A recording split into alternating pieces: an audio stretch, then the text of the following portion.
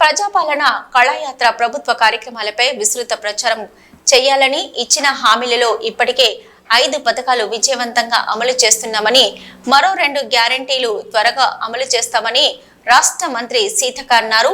జిల్లా పౌర సంబంధాల శాఖ ఆధ్వర్యంలో ప్రజాపాలన ప్రజా విజయోత్సవాలపై 2 బృందాల కళాకారులు గ్రామాలలో ప్రజలకు ప్రభుత్వ వివరాలను తెలియజేస్తున్న సందర్భంగా శనివారం ములుగు జిల్లా కేంద్రంలో కళాకారులు నిర్వహిస్తున్న కార్యక్రమంలో మంత్రి పాల్గొన్నారు. ఈ సందర్భంగా మంత్రి సీతక్క మాట్లాడుతూ ప్రభుత్వం ఇచ్చిన హామీలలో రైతు రుణమాఫీ, ఉచిత కరెంటు, మహిళలకు ఆర్టీసీలో ఉచిత ప్రయాణం, 500 రూపాయలకే గ్యాస్ సిలిండర్ అందజేత, 10 లక్షల రూపాయల లోపు ఆరోగ్యశ్రీ పథకాలను విజయవంతంగా అమలు చేయడం జరుగుతున్నదని వివరించారు.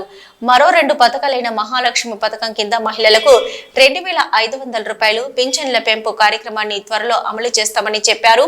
రైతులు పండించిన సన్నరకం వరి ధాన్యానికి 500 రూపాయలు బోనస్ అందిస్తున్నామని అన్నారు. ఈ కార్యక్రమంలో జిల్లా కలెక్టర్ దివాకర్, టిఎస్ జిల్లా గ్రంథాలయ చైర్మన్ భానుతు రవిచందర్, జిల్లా పౌర సంబంధాల శాఖ అధికారి ఎండి రఫీక్, పలు శాఖల అధికారులు, ప్రజాప్రతినిధులు, టిఎస్ఎస్ కళాకారులు పాల్గొన్నారు. సోదరులందరికీ, సోదరి మనులకు శుభాకాంక్షలు తెలియజేస్తూ కలెక్టర్ గారికి, చైర్మన్ గారికి, ఇతర అధికారులకు అందరికీ హృదయపూర్వక నమస్కారాలు.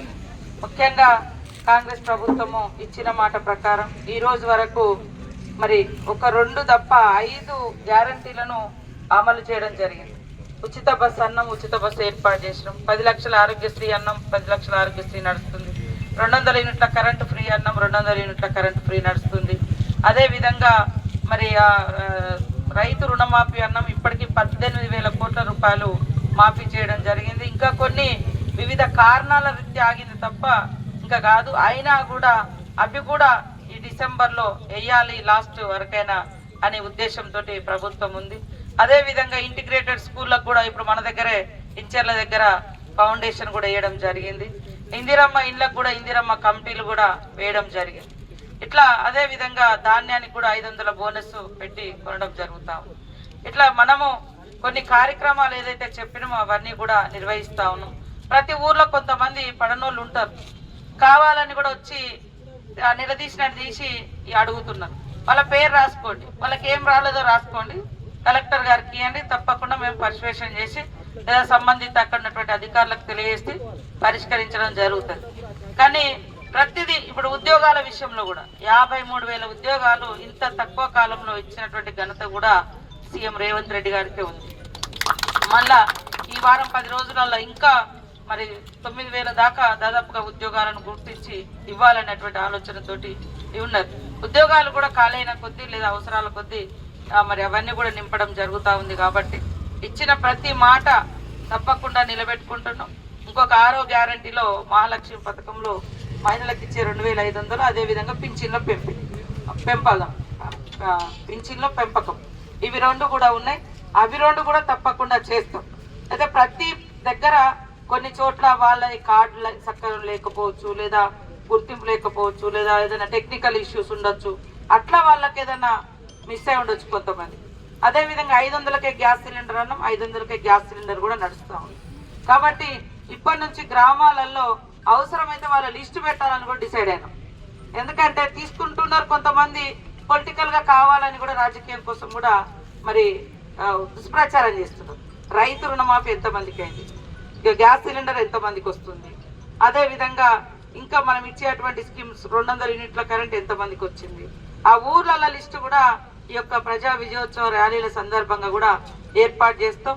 అవసరమైతే ఆ ఊర్లలో ఉద్యోగాలు వచ్చిన వాళ్ళని కూడా గుర్తించి మన గవర్నమెంట్లో ఎంతమందికి, మన డిఎస్సిలో దాదాపుగా 200 మంది వరకు 195 మంది వరకు ఉద్యోగాలు కూడా రావడం జరిగింది ఈ జిల్లా నుంచి.